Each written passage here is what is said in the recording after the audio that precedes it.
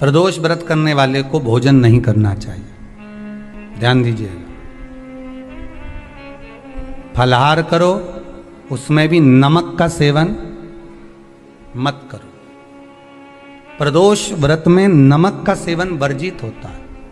कारण, क्या कारण होता है? उसका एक कारण माना गया है, नमक की वर्जितता। जिस समय पर एक नगर में एक ब्राह्मणी रहती थी, बहुत भाव से सुनिएगा, प्रदोष व्रत, नमक को त्यागने का भाव। प्रदोष व्रत की किताब में भी मिल जाएगा आपको, आप पढ़ेंगे तो सुना होगा आपने। एक ब्राह्मणी रहती थी एक नगर में, उसका पति नहीं था, छोटा सा बालक एक साथ में रहता, छोटा सा बालक। अब ब्राह्मण के घर की धर्म पत्नी है, ब्राह्मण कर्मकांड करने वाला, पूजन करने वाला, पाठ करने वाला, अनुष्ठान करने वाला, पूजन करने वाला, मंत्र जाप करने वाला, भगवत भक्ति में डूबने वाला। ब्राह्मण तो चले गया, ब्राह्मणी बच्चे के साथ रह रही, क्या करे वो?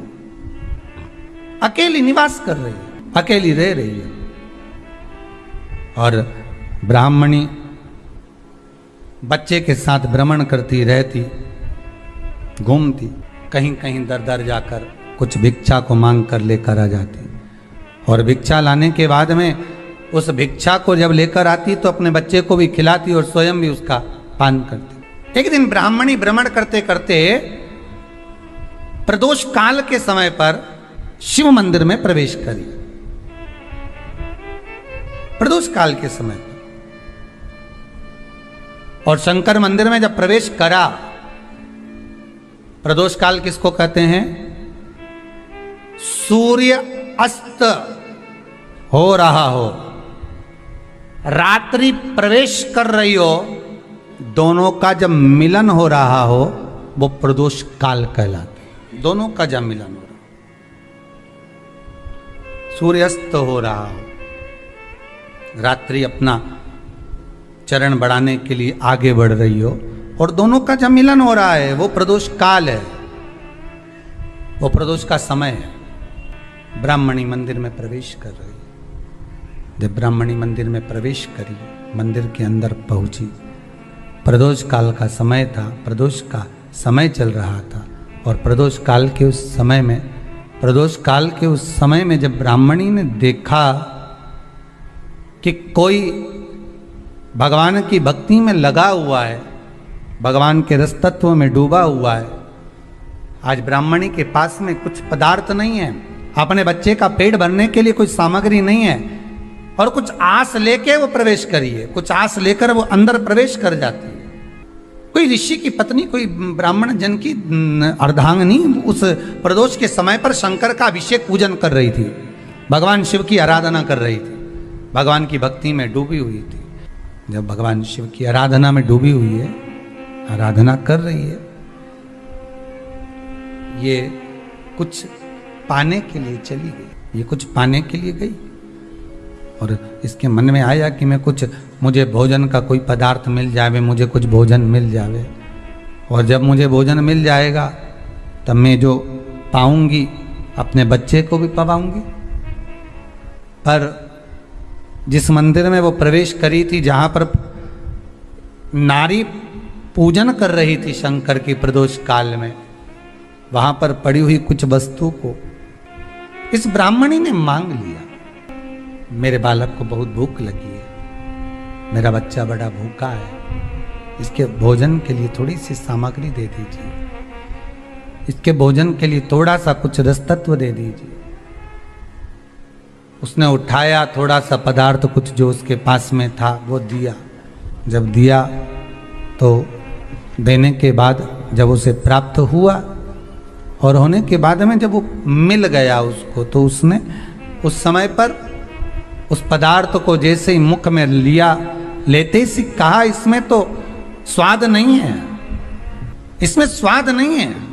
उस ब्राह्मणी ने बड़ा सुंदर एक संवाद कहा। घर का जो बड़ा होता है ना, घर का जो बड़े होता है, घर का बुजुर्ग जो होता है, घर का जो प्रथम स्थल प्राप्त करने वाला, मेन कुर्सी पर अच्छी जगह पर जो बैठने वाला होता है ना, ब्राह्मणी कहती है वो कभी किसी वस्तु में ऐब नहीं देखता, मिनक नहीं निकालता। समाज के अन्नकूट होते हैं, समाज के जब अन्नकूट होते हैं महाराज, समाज के जब अन्नकूट होते हैं, बड़े बड़ी समाजों में जब कार्तिक महीने में अन्नकूट महोत्सव होते हैं, बहुत सारा प्रसाद बनता है। जो बुजुर्ग होते हैं ना, बड़े समझदार लोग होते हैं ना, तो अन्नकूट की जब प्रसाद खाने बैठते हैं ना, उसमें नमक नहीं भी होता ना तो नहीं बोलते कि इसमें नमक नहीं है। पर जो हमने डोनेशन दिया है, जब तुम आए थे समाज वाले तो हमने 1000 का लिफाफा दिया, 500 का लिफाफा दिया, 2000 का लिफाफा दिया और भोजन ऐसा बनवाया। एक व्यक्ति वो जो खाकर चुपचाप चले गया और एक व्यक्ति वो जिसने प्रसाद पर उंगली उठाई। इन दोनों को अन्नकूट की तारीख पे इनका नाम लिख लो और अगला अन्नकूट आए तब दोनों की दशा देखना। एक जो चुपचाप खाकर चले गया, भगवान के प्रसाद को प्रसाद मानकर, प्रभु का दर्शन मानकर लेकर चले गया, वो उन्नति की सीढ़ी पर चढ़ता चले गया। और जो मिनक निकालता रहा वो साल भर खटर पटर की जिंदगी जीता रहा। भगवान के प्रसाद में कभी भी ध्यान रखिएगा, भगवान के प्रसाद के अंतर्गत स्वाद की कोई मूलता नहीं होती। भगवान का प्रसाद स्वयं स्वाद है। भगवान के प्रसाद में नमक नहीं देखना, मिर्ची नहीं देखना, भगवान के प्रसाद में शक्कर नहीं देखना, भगवान के प्रसाद में कुछ ये नहीं देखना कि कितना माल डला, कितना घी, कितना बादाम, कितना काजू, कितना इलायची डला। हाँ, यहां तक शास्त्र कहता है कि भगवान का प्रसाद अगर बन रहा है तो उसकी सुगंध भी नहीं ली जाती है महाराज। यहां तक शास्त्र कहता है। जब तक भगवान उसको पानी ले तब तक उसका सुगंध भी नहीं ली।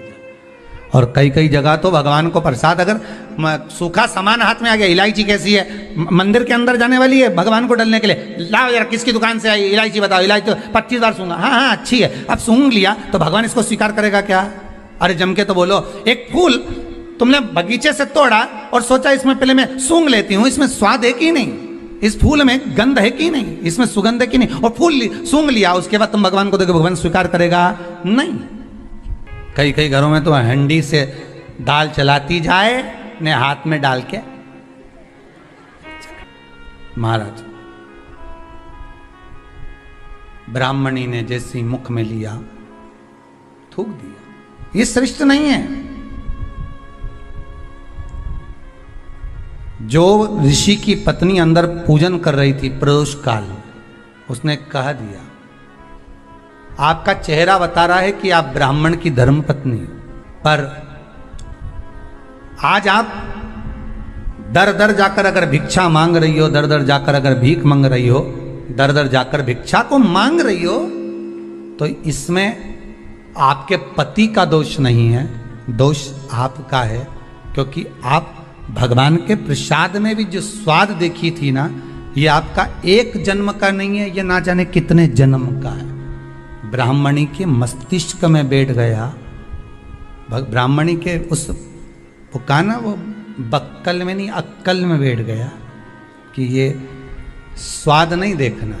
इसलिए प्रदोष व्रत के अंतर्गत ब्राह्मणी ने उस दिन से विचार कर लिया कि जैसे आप पूजन कर रही हो, जैसे आप अर्चना कर रही हो, जैसे आप आराधना कर रही हो, ऐसी आराधना, ऐसी पूजन, ऐसी भक्ति मैं भी करूंगी, ऐसी आराधना मैं भी करूंगी। अब मैं स्वाद नहीं देखूंगी। तो प्रदोष व्रत करने वाले को ध्यान रखना चाहिए कि नमक का सेवन ना करे, भोजन ना करे, फलाहार करिए, फल का आहार करिए, प्रयास करिए। और यदि आपने व्रत का ले लिया भोजन का कि हम तो एक टाइम फलाहार करेंगे, एक टाइम भोजन करेंगे, ऐसा भी कई लोग प्रदोष ले लेते हैं, तो वो बात आपकी है, आप तक रखो, ठीक है, अपने मन तक। ठीक है, बाबा आपकी मनोकामना पूर्ण करे, वो भी भाव रखे। अरे भगवान को धन्यवाद दो कभी कभी कि तूने अच्छे घर में पैदा किया, अच्छा परिवार दिया, अच्छा पति दिया, अच्छी पत्नी दी, अच्छे बच्चे दिए, अच्छा कुटुंब दिया, घर दिया, दुकान दी, जमीन जायदाद दी, शरीर अच्छा दिया, हाथ पैर आंख नाक मुंह सब बढ़िया दिया, एक के भी निपटा के नहीं भेजा तूने। मान लो एक आध निपटा के भेज देता तो क्या झगड़ा करने ऊपर जाते? एक ही कान देता और एक गायब कर देता तो यहां से चिपका देता, क्या कर लेते?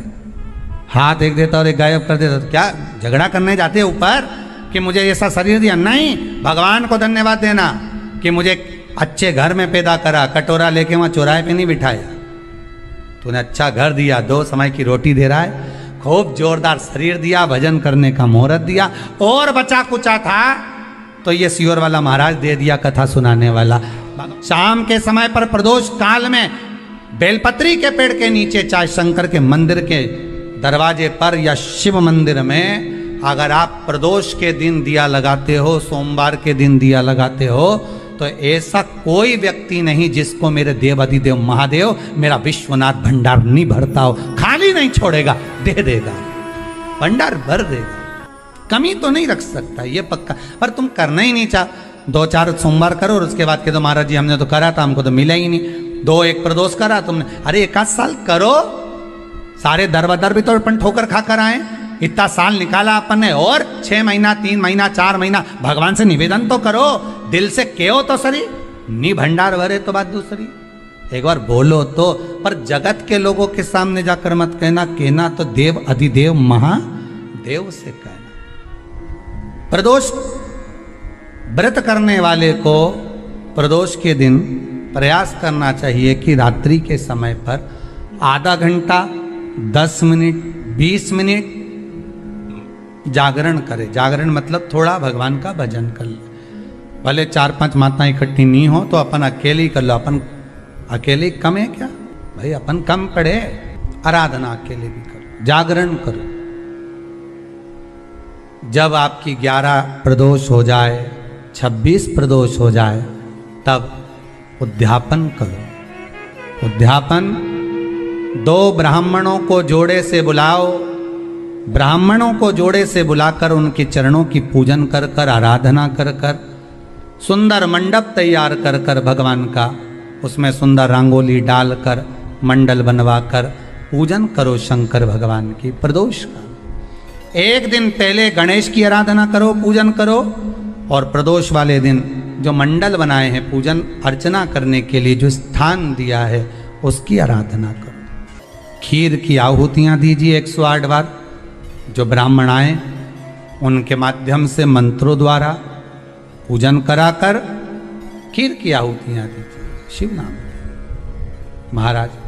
फिर ब्राह्मणों को जोड़े से भोजन कराकर, चरणों को नमन कर कर, दक्षिणा प्रदान कर कर, निवेदन कर कर ब्राह्मणों से कहें, हे ब्राह्मण देवता, आप हमें आशीर्वाद प्रदान करें कि जिस प्रदोष का हमने व्रत किया है उस व्रत का पुण्य फल हमें प्राप्त हो।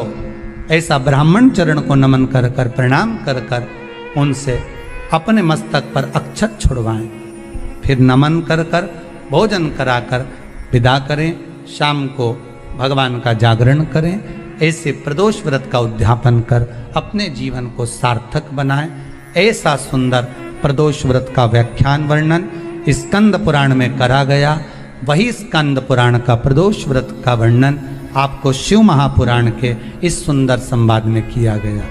एक दिन शाम का समय, प्रदोष का दिन, प्रदोष काल, भगवान देव अधिदेव महादेव माँ जगतजननी पार्वती जी के साथ में भ्रमण कर। देखिए, अगर प्रदोष का व्रत नहीं कर सकते, प्रदोष के दिन आप व्रत नहीं कर सकते, मान लो आपसे भूखा नहीं रहा जाए, प्रदोष का व्रत नहीं कर सकते, प्रदोष के दिन आप भूखे नहीं रह सकते, मंदिर भी नहीं जा सकते, दिया भी नहीं लगा सकते, तो शिव महापुराण की कथा कहती है कि प्रदोष के दिन, प्रदोष काल में अपने ही दरवाजे के पास देवाधिदेव महादेव का स्मरण कर कर लक्ष्मी की वृद्धि के, कार्य सिद्धि के, संपदा को प्राप्त करने के लिए आप अपने ही दरवाजे के पास में एक दीप लगा सकते हैं। कौन से दिन? प्रदोष। प्रयास करना, जब जब जिस महीने में जो प्रदोष पड़ा करे, जब प्रदोष पड़े, बन सके 1 बेलपत्र, बन सके 5 बेलपत्र, शमी पत्र, हरा मूंग बेलपत्र, एक कलश के अंदर थोड़ा सा पानी लेकर 1 बेलपत्र, हरा मूंग, शमी पत्र डालकर और उसमें थोड़ा सा गुड़ डालकर भगवान शिव का स्मरण कर कर प्रदोष काल में मान लो कोई काम आपका बहुत जरूरी है, बहुत दिनों से अब थक गए हैं, नहीं हो रहा, कर्जा बढ़ रहा है, धन नहीं आ रहा, व्यापार नहीं चढ़ रहा, या कोई समस्या बहुत प्रबल है, कोई एग्जाम में बैठ रहे हो नहीं हो रहा, परीक्षा भी दे दी है, रिजल्ट आने ही वाला है, तो भी प्रदोष काल में प्रदोष के समय वो जल मूंग समीपत्र और बेलपत्र और गुड़ का शंकर के शिवलिंग को समर्पित करना प्रारंभ कर दो। 2 या 3 प्रदोष करोगे, बाबा आपकी मनोकामना शीघ्र पूर्ण कर देगा।